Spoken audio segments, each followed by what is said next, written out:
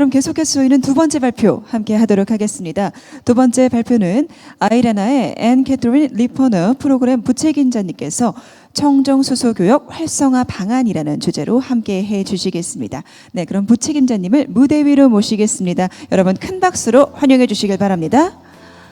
I'd like to invite Associate Program Officer Ann-Kathrin Lipponer onto the stage.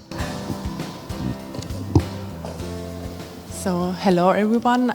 Thank you for having us as IRENA here, and congratulations to the great forum. Thank you, Vice Minister Cho, President Kim, and Chairman Lee for having us here. And I'm excited to share some of our work as well on hydrogen. First of all, I would like to introduce you a little bit to IRENA, the International Renewable Energy Agency, why we do what we do. Then I would like to give you setting the scene from our perspective on the role of hydrogen in the global future energy system.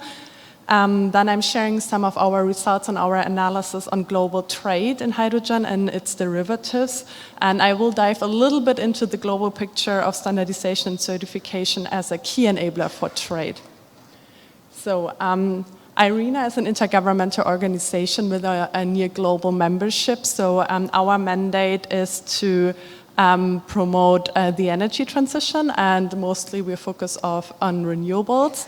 However, we are very much aware that we are in a transitional phase, and we have a global picture on things, but we also do assessment for single countries and regions where we see that we need individual approaches, and we also need a wide range of technologies. We are not only focusing, of course, on renewable production, but we also have a wide range of expertise in hydrogen. Here you can see some of our works. You're very much invited to visit our website as well, as we have everything publicly available. And as you can see, our analysis on hydrogen covers everything from supply, trade, and demand, but also on policies and cross-cutting. Everything I will be presenting on is derived from this analysis or from analysis that will be launched soon. We do fulfill our mandate not only by providing knowledge and information on technologies, we are also functioning as an international platform, of course, and we do have a collaborative framework on hydrogen that brings together the global community. We are working there with our member countries where we're sharing the latest results, the latest developments, and it's well received, currently co-facilitated by Germany and the United Arab Emirates, where we can really bring our strengths as a global agency together.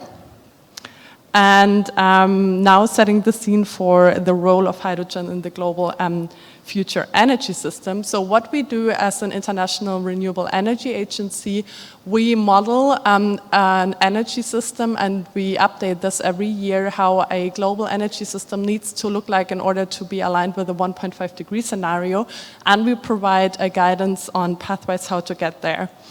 So as you can see here, we need to move from a mostly fossil-based energy system to a more electricity-based system.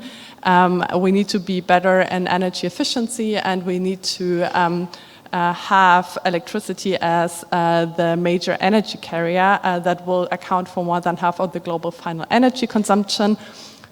So this is showing 2050, it does not show 2030. Of course, this will look a little bit different, and we will have the growing share of renewable over time. So how does hydrogen fit into the picture? Hydrogen will be complementary in the final energy consumption to electricity and energy efficiency efforts, and currently we have 14% of hydrogen, and also including derivatives as final energy consumption. And yes, so it doesn't seem much, actually. It seems like it's a small share, but when we look really in the 2050 perspective, it will come with a lot of challenges that we need to address. Here you can see, and this is based on our modeling results, that if we want to go from today mostly fossil-derived hydrogen production, we really need to scale up electrolysis capacity, as the previous presenter has already really shown well. We need large-scale projects also on electrolysis in order to achieve that, and that will come with big requirements for electricity consumption. So if we just want to have our 14% of final energy consumption on hydrogen by 2050, we need as much electricity as we consume today globally in a year. And we need to go from almost no electrolysis production to a capacity of 5,722 gigawatts. So the challenge is really big. That was also already mentioned when we look into the cost side, and this is a topic that we observe is, of course, of strong interest of all of our member countries, is how can we bring down costs of electrolysis-based hydrogen. And here you can see an optimistic scenario and a pessimistic scenario, also based on modeling. As you can see, the electrolyzer cost per se and the input electricity costs are the major drivers. So as we see that global electricity prices based on renewables go down, and as we can see scale-up effects from electrolyzers, also the costs of hydrogen, green hydrogen will go down. And the current problem, and I think that has been mentioned as well, is that the current projects and electrolyzers are very small scale. So if we use data from that, it is not portraying the economic scale that is possible for electrolyzers. So this is a really strong, very strong challenge that we need to tackle as well. So how does trade come into play? I think we are all very much aware that not every country has the same potential for renewable production, and trade always comes into play when we have a comparative advantage. So especially when we talk about green hydrogen, but that also applies to blue hydrogen, we will see trade coming up, not only hydrogen, but derivative trade as well, in order to leverage the potential for cheap production in other countries and make it available for future major importing markets. As we can see, the European Union, South Korea, and Japan will be our major importing markets in the future. We have teamed up with the World Trade Organization in order to do analysis also how that might fall out and how we can foster hydrogen trade. So here a quick overview of the techno-economic potential of hydrogen production, green hydrogen production. And as you can see, some areas are more eligible than others, and this is according to identify where we can have the low-cost production potential. It does also include the problem of water availability and land availability. So what you can see here in gray are areas that are excluded in terms of not having enough water available or not having enough land available. However, it does not include the options for using water desalination and water treatment in order to solve the problem. Here you can see our assumptions how trade flows might look like, also based on a techno-economic model. And as we can see it, only 1/4 will be internationally traded. 3/4 of produced hydrogen will be domestically produced and consumed. And the larger part of the internationally traded hydrogen will be traveled via pipeline, mostly also because it is more it's cheaper and it's more efficient, and 45% will be shipped, and there we can see a dominance of ammonia. However, I would like to stress then when it comes to hydrogen carriers, we expect a multi-carrier future to arise. So we will see a large number of technologies and value chains will look very different. We also checked how trade patterns look like now. And here you can see that the current trade of hydrogen is rather small compared to ammonia and methanol, almost 2 orders of magnitude. And this is including every production pathway. So this also includes gray hydrogen and blue hydrogen. And it shows that the current trade patterns reflect what we also expect for the future a little bit. So we expect less hydrogen itself to be traded, but we also expect carriers to be traded, predominantly ammonia and methanol, and you can also see the increase in recent years. Yes, now looking into the geography of trade and hydrogen and derivatives, you can see that trade in hydrogen is currently concentrated in a few economies. Here you can see the top import markets for ammonia and the top suppliers. We see India, the United States, Morocco, but also Korea. And also when we look into the importer of methanol, it's China, India, Netherlands, United States, and Korea. And the development of a green hydrogen market will lead to growth in trade in hydrogen and derivatives and also affect the geography of trade.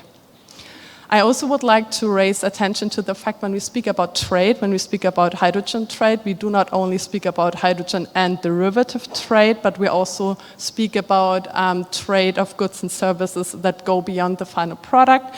You can see that will also include, of course, renewable energy equipment, but also electrolyzers, compressors, ammonia production plants, but it will also include the design and engineering part, and we need a lot of R&D and technical testing and analysis to make this happen as well. A key technology, of course, are electrolyzers. When we look into the green hydrogen supply chain, and trade in electrolyzers will play a key role in fostering innovation and scale economies and cost reductions. I've mentioned that before as well. And the global imports of electrolyzers amounted to 1.62 billion in 2022. The top 5 suppliers, as you can see here, account for more than 3/4 of global imports. So how to foster hydrogen trade? We have developed with the World Trade Organization 5 key recommendations on how to foster trade. They include reducing tariffs and non-tariff barriers. They include developing a sound quality infrastructure. Quality infrastructure means the entire system that is needed to ensure a value chain is safe and the stakeholders can have trust. That also includes testing, accreditation, those kind of things. We also need support policies, so that has been mentioned as well. Sustainable government procurement can play a role by purchasing low carbon goods and services. And of course, we also need international cooperation, for instance, for standardization, but also for certification schemes. And this is the next point I would like to make, standardization and certification as a key enabler. We will hear more about the Korean certification scheme later. We have done some work on hydrogen certification already. And I would like to stress the developments that have been made. We have now the ISO standard on hydrogen, on how to account for hydrogen, green hydrogen emission accounting and production. And we also had at COP28 a mutual recognition declaration of intent for certification schemes where countries agreed on working on to try to make mutual recognition of certification schemes possible. This is a very important enabler in order for fostering international markets as well. And what we are doing currently, and this is why I'm also particularly happy to be here today. We have an upcoming report where we do not only look into hydrogen, but also on regulation, standardization, and certification of hydrogen derivatives, including ammonia, methanol, iron, and steel. Because we see here a gap. We see for hydrogen there has been a lot of efforts, a lot of developments already, but we also need to expand this into derivatives. So here you can see the existing voluntary certification schemes for hydrogen. And of course, all of them have different boundaries, chain of custody models, and accounting methodologies. But we are looking now into regulations for derivatives as well. And here we can see there is still a lot to do. This is ongoing analysis, so I'm very happy to also take the input I'm receiving today into the analysis. And here you can say the European Union is one of the first to also include ammonia and methanol, iron and steel into regulation. And I just would like to wrap it up with a few conclusion remarks. So when we talk about hydrogen and derivatives, it's it will play an essential role in the energy transition. And also commodity value chains are well developed and underpin everyday goods. The current trade of hydrogen is rather small compared to ammonia and methanol, almost 2 orders of magnitude, and the derivatives will continue to play a major role in the trade of green hydrogen. Regulatory frameworks, standards, and certification schemes are emerging for hydrogen, but are less well developed for derivatives, and they are essential market enabler, playing a vital role in de-risking. And differences in regulatory requirements and the associated certification schemes increase complexity for producers. So we need interoperability to foster international market development. Thank you very much.